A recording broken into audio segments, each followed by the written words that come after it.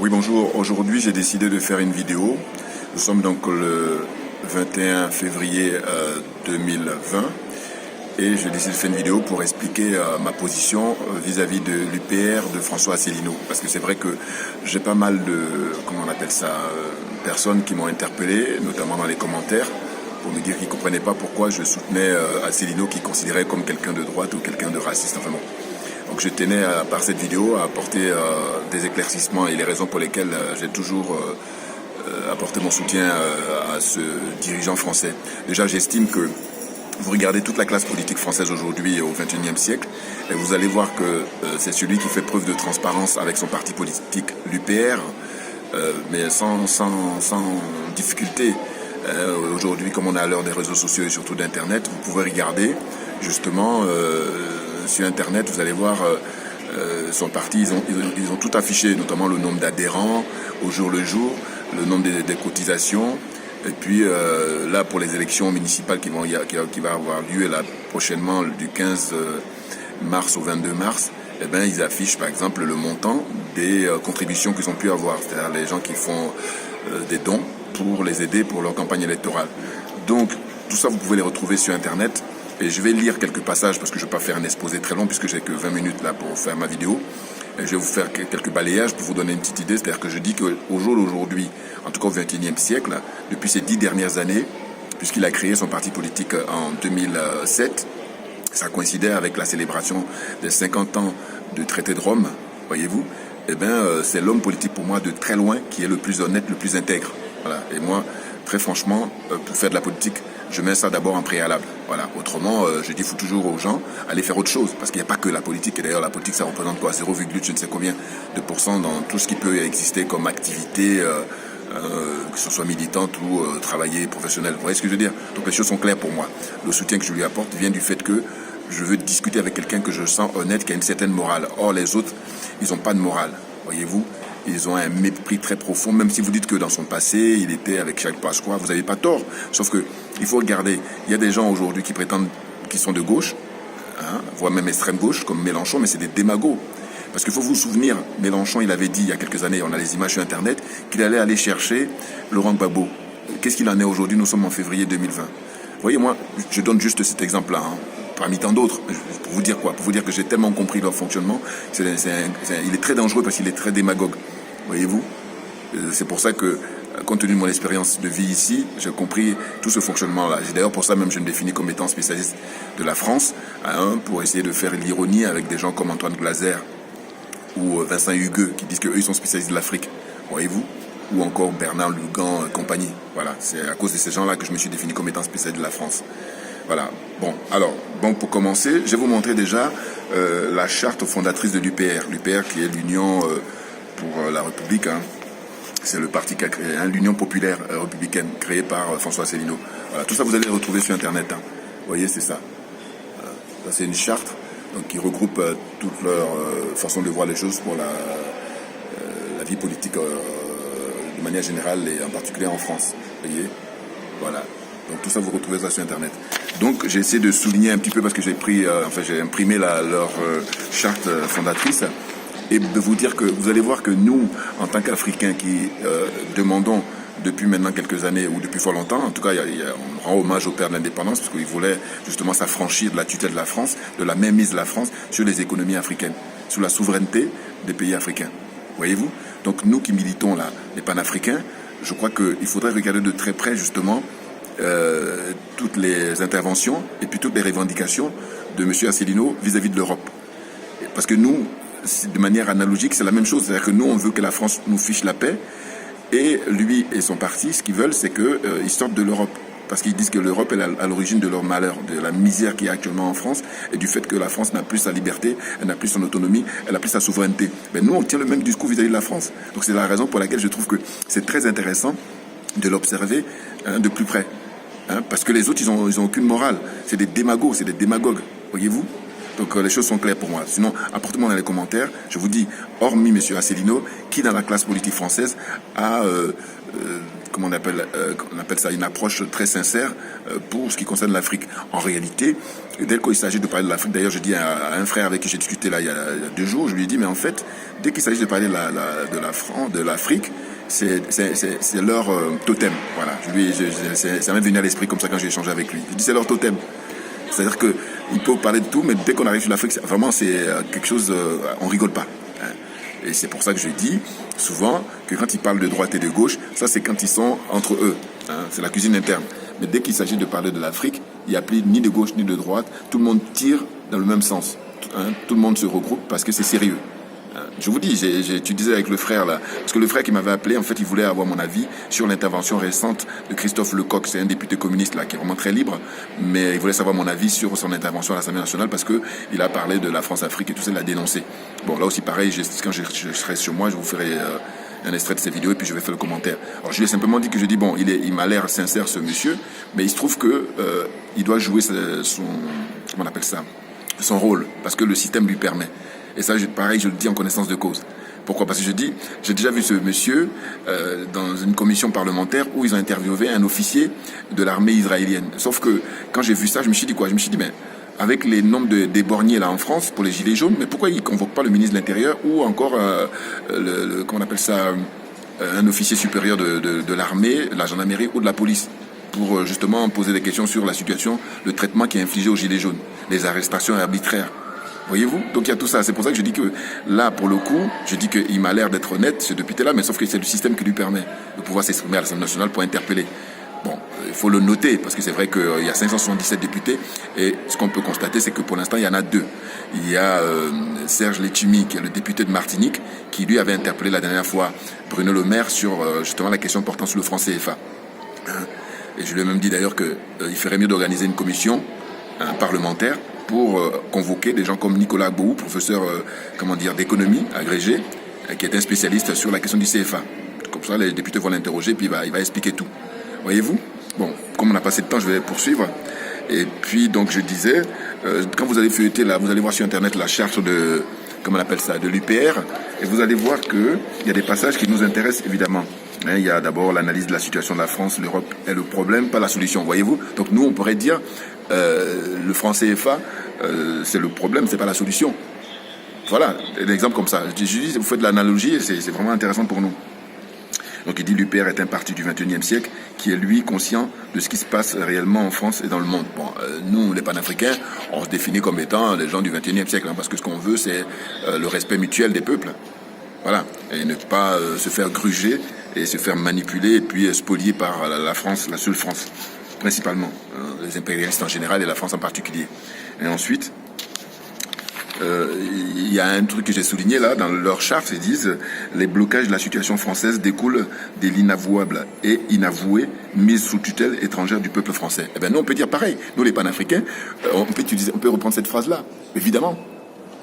C'est la mise sous tutelle étrangère du peuple africain, zone CFA, naturellement. Ça c'est la page 2, et puis vous poursuivez, d'aller voir les autres pages. Bon là, vers la fin, la page 4 par exemple, j'ai souligné, c'est le redressement national passe inéluctablement par la sortie de l'Union européenne. Donc nous on va dire quoi ? Le redressement de la zone CFA, elle passe par la suppression du CFA et de l'éco, et puis aussi surtout la mainmise de la France. Voilà. Parce qu'ils disent quoi ? Il dit les seules indépendances, seule l'indépendance de la France et la souveraineté du peuple français peuvent assurer la prospérité de notre pays et le bon fonctionnement de sa démocratie. Son rayonnement dans le monde, ses actions pour la paix et pour l'amitié entre les peuples, sans distinction d'appartenance géographique et d'appartenance religieuse. Bon, tout ça c'est pareil, c'est des discours que nous, en tant que panafricains, on peut tenir vis-à-vis de la France. Moi, je suis dans cette démarche-là. Voyez-vous ? Et puis ensuite, bon, je ne vais pas tout faire parce que vous avez l'occasion, je vous dis, d'aller sur Internet et puis regarder sur le site de l'UPR. Vous avez la possibilité de regarder tranquillement et puis même d'imprimer, et comme moi j'ai pu le faire. Par exemple, ils disent quoi ? Ils disent, en pratique, l'UPR est le seul mouvement politique à proposer et à inscrire dans ses statuts qu'il n'est possible de commencer à redresser la France, voyez-vous, que sur la base de 3 orientations essentielles. Et suivez bien, là c'est très intéressant. Là. Ils disent quoi ? Ils disent, premièrement, dénoncer donc il dit de dénoncer tous les traités européens, y compris le traité de Rome, voyez, dans leur charte, hein, l'UPR, le parti de François Asselineau. Deuxièmement, il dit de refuser le concept même de construction européenne, avec ses sempiternelles promesses d'Europe, enfin d'autres Europes, voyez. Bon, il dénonce la fuite en avant. Et ensuite, la troisième position, dans les points très importants pour M. Asselineau et son parti, vis-à-vis de l'Europe, il dit inscrire dans la Constitution française l'interdiction de toute délégation de souveraineté qui ne serait pas bornée à des sujets très précis, limités dans le temps et dans leur objet, et régis par des traités internationaux fondés sur la réciprocité et l'égalité entre États. Voyez-vous, les choses sont claires. Moi, je vous dis, vous regardez donc la charte là de ce parti-là, et vous verrez bien que nous, on est, comment on appelle ça, on a intérêt à reprendre toutes leurs revendications vis-à-vis de l'Europe, hein, parce qu'ils demandent leur souveraineté, hein, ils demandent que la France puisse voler de ses propres ailes comme elle a pu le faire auparavant, avant la création de l'Union, comment on appelle ça, européenne. Et il faut savoir une chose, c'est que là récemment, il y a un des adhérents de l'UPR, du parti de M. Asselineau, qui a demandé, et M. Asselineau lui-même a fait une vidéo dans ce sens-là, pour demander en fait que les Français, d'abord ses adhérents, et puis surtout les Français de manière générale, puissent faire une pétition en ligne pour saisir le Sénat français. Le Sénat français, pour demander, donc à partir, je crois que c'est à partir de 100 000 personnes qui font la pétition, qu'il y ait une enquête très approfondie pour faire le bilan sur l'existence de l'euro, hein, sachant que l'euro existe depuis 20 ans. Ça a été mis en place en 1999-2000. Voilà. Donc là, ils disent, en gros, on veut savoir, hein, depuis 20 ans, qu'est-ce que ça donne, faire le bilan. Eh bien, nous, c'est pareil. Nous-mêmes, on va plus loin, puisqu'on dit le franc CFA a été créé en 1945, en décembre 1945. Donc, aujourd'hui, en 2020, on demande aux parlementaires français, c'est-à-dire les sénateurs et les députés, hein, de nous dire exactement le bilan, de nous dire l'état des lieux. Hein, combien a coûté, comment on appelle ça, les contributions des pays africains, parce que c'est de ça dont il s'agit, hein, vis-à-vis de la France, avec les dépôts là, hein, parité fixe, et puis, comment on appelle ça, taux de convergence, enfin, comment dire, le fait qu'ils prélèvent à chaque fois l'argent que perçoivent les pays africains quand ils font leur commerce, hein, pour vendre le cacao, pour vendre le café, pour vendre l'uranium, pour vendre je ne sais quoi, hein, tous les biens qui leur appartiennent. Voyez-vous? Donc je vous dis, il faut suivre de près, parce qu'au fond, eux, aujourd'hui, ils demandent depuis qu'ils sont créés, hein, depuis, je vous dis, 2007, ils demandent la sortie de la France de l'euro, de l'Europe. Et d'ailleurs, ils sont là boostés, ils sont encouragés par la démarche des Britanniques, puisque les Britanniques, ça y est, ils ont pu avoir enfin, hein, au bout de 3 ans, puisque les Britanniques avaient voté en 2016 pour la sortie de l'Europe, hein, et bien là, ça y est, c'est fait, hein, depuis le 1er janvier là, 2020. Donc les partisans de M. Asselineau et lui-même, ils sont vraiment très enthousiastes par rapport à ça, parce que ils comprennent que les Français de plus en plus vont comprendre que le fait de sortir de l'Europe, c'est pas la fin du monde, et même ça serait encore mieux. Voilà. Mais vous, là aussi, pareil, sur Internet, vous pouvez regarder ses interventions. Il a beaucoup de pédagogie, c'est quelqu'un qui fait beaucoup de conférences et il explique les choses. Voilà. Donc ça permet de comprendre les choses et non pas vivre comme des animaux. Enfin, et encore les animaux, je vous dis, ils ont beaucoup plus de qualité que nous. Hein. En tout cas, j'allais dire moins que les animaux. Voilà. C'est beaucoup plus ça. Voyez-vous? Donc là, ce que j'ai fait, j'ai pris quelques découpes de presse là, enfin, surtout j'ai pris des informations sur Internet, je vais vous lire ça rapidement. La contribution de la France, par exemple, ils nous disent quoi? Ils nous disent que la France, par exemple, près de 21 milliards, d'euros seront prélevés en 2019, ce que la France va verser pour l'Europe. Hein. Donc ils disent cette somme-là sera prélevée sur le budget français au titre de la contribution pour l'Union européenne pour 2019. Voyez-vous? Et qu'est-ce qu'ils disent par la suite? Ils disent par exemple que il y a des partis politiques qui ont dit que la participation de la France, hein, la participation financière de la France, hein, a coûté en 2016 9 milliards d'euros et 100 milliards d'euros en 20 ans. Voyez-vous? Hein, donc 9 milliards d'euros pour l'année 2016, hein, et puis 100 milliards d'euros en 20 ans. Vous comprenez bien? Bon. Et ensuite, ils disent quoi? Ils disent que le montant prélevé cette année, hein, sur les recettes de l'État est évalué à 21,4 millions d'euros. Il est supérieur à celui de 2018, puisqu'en 2018, c'était 20,2 milliards. Donc c'est plutôt des milliards, hein, c'est pas un million, c'est un milliard. On est bien d'accord, là, ils ont fait une erreur de frappe, là. Hein, donc, ils disent quoi? Ils disent que 2019, on a 21 milliards 4, et puis 2018, c'était 20 milliards 2. Voilà, voyez-vous?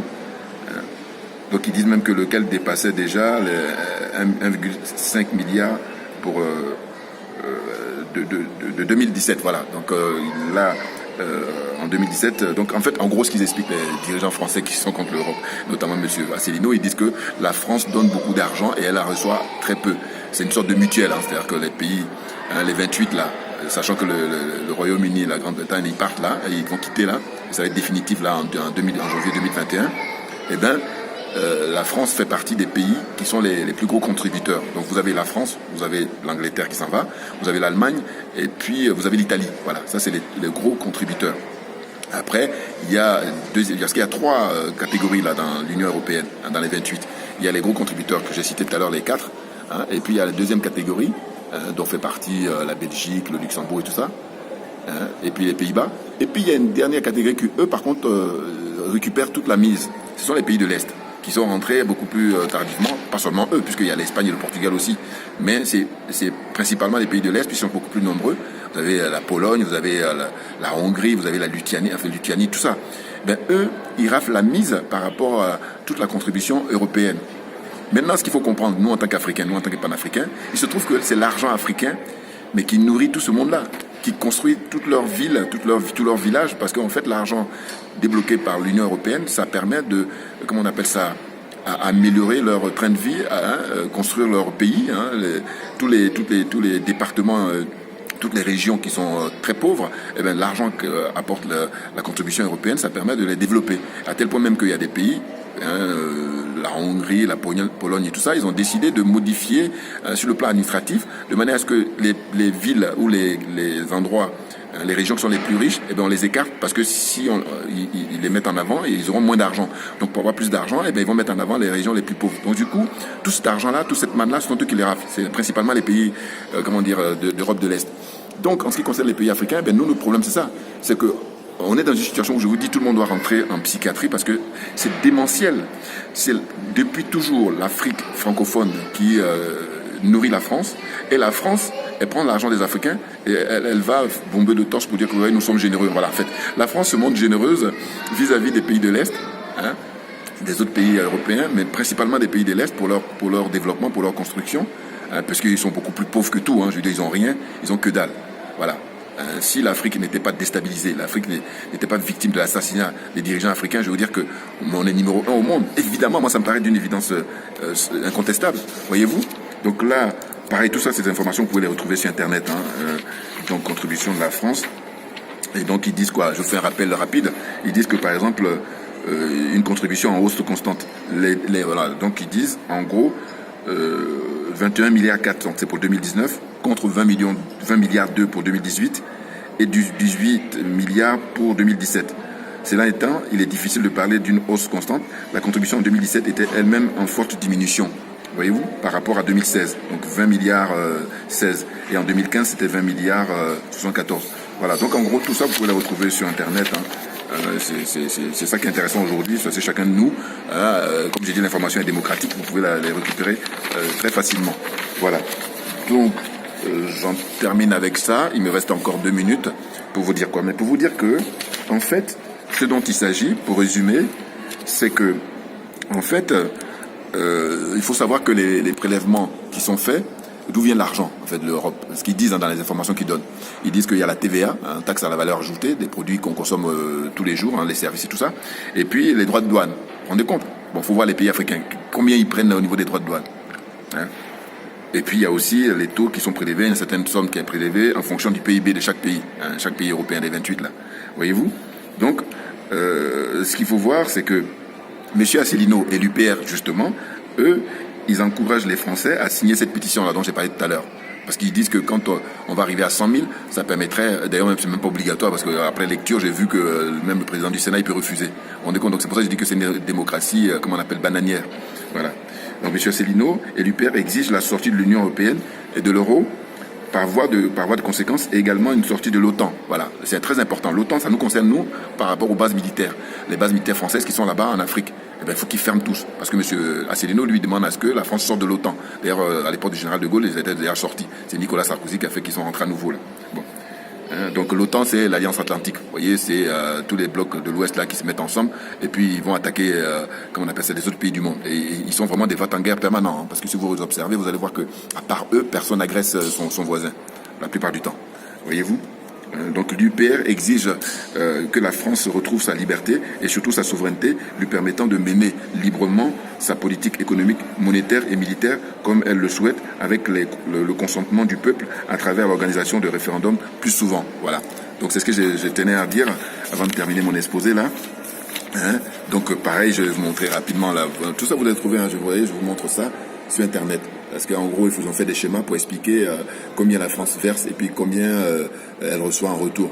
Ce qui est sûr, c'est que M. Asselineau, lui, justement, très souvent, il dénonce ça. Il dit que cet argent-là, il se montre un peu plus, comment on appelle ça, correct vis-à-vis des pays francophones, parce que lui, son rêve, c'est de dire qu'il préfère que l'argent qui est versé à l'Europe soit versé aux pays africains, notamment, pour qu'on puisse les cajoler pour la francophonie. Voilà. Lui encore, vous voyez, il a cette reconnaissance-là de dire que oui, c'est grâce aux pays africains que la France va rayonner avec sa langue. Bon, ça ne veut pas dire qu'on va lui donner toute carte blanche, parce que je dis, malgré que je reconnais son intégrité, je dis, malgré tout, je le surveille de près, parce que je dis, quand on parle qu'on appelle ça, de l'Afrique, eh ben, ils sont tous au même diapason. C'est-à-dire que il n'y a plus de gauche ni de droite, c'est-à-dire que c'est tabou, c'est-à-dire que c'est leur totem. C'est hyper important. Là, oublier Mélenchon, oublier Marine Le Pen, oublier même Asselineau. Simplement, moi, j'essaie quand même de faire un petit, pour ne pas mélanger tout le monde, parce qu'en réalité, je vous dis, les autres, c'est des vrais démagogues, alors que lui, il est le plus sincère. Voilà. Et c'est pas pour autant que je lui donne toutes les cartes, non. Je dis simplement, il faut le surveiller de près. Et puis c'est intéressant d'ailleurs sa démarche qui consiste à dire que nous, voulons sortir de l'Europe, nous voulons sortir de l'euro, nous n'en voulons plus de l'euro, mais nous aussi, on n'en veut plus du CFA, on n'en veut plus de l'éco. On ne veut pas entendre parler même de l'éco. Voilà. Cette escroquerie-là, c'est la même mise de la France sur les pays africains. On ne veut plus de ça. Donc toi, tu dis l'OTAN, tu veux que la France sorte de l'OTAN, mais nous, on veut que la France quitte tout le territoire africain. Zone CFA en particulier. Qui dégage, qui nous laisse libres, qui soit orphelin de nous. Voilà, ça c'est mon truc favori que j'ai pris avec les frères du Burkina. C'est excellent. Les choses sont claires. Donc voyez-vous, donc j'espère que je me suis fait comprendre à travers cette vidéo pour expliquer voilà ce qui se passe par rapport à M. Asselineau, que je soutiens très souvent dans mes vidéos. Maintenant, pour terminer, j'ai un coup de cœur là. Je vais peut-être revenir une autre fois, mais j'ai plus assez de temps. C'est ce bouquin-là. C'est fait par M. Oulaye Bernard Tiaba. Voilà, c'est ça. Regardez, j'espère que vous voyez bien. Il parle de la démocratie en Afrique et de la Côte d'Ivoire en particulier. Enfin, les partis politiques. Voyez-vous? Mais c'est excellent. C'est un petit livre qui est très vite, qu'on peut lire très rapidement, un essai là. Et je dois vous dire que j'ai été vraiment bluffé parce qu'il a dénoncé la France-Afrique, il a dénoncé le fait qu'Oufou a été récupéré, tout ça. C'est excellent. Donc le titre, c'est l'autopsie des partis politiques africains, cas particulier de la Côte d'Ivoire. Donc il s'appelle Oulaye Bernard Tiaba.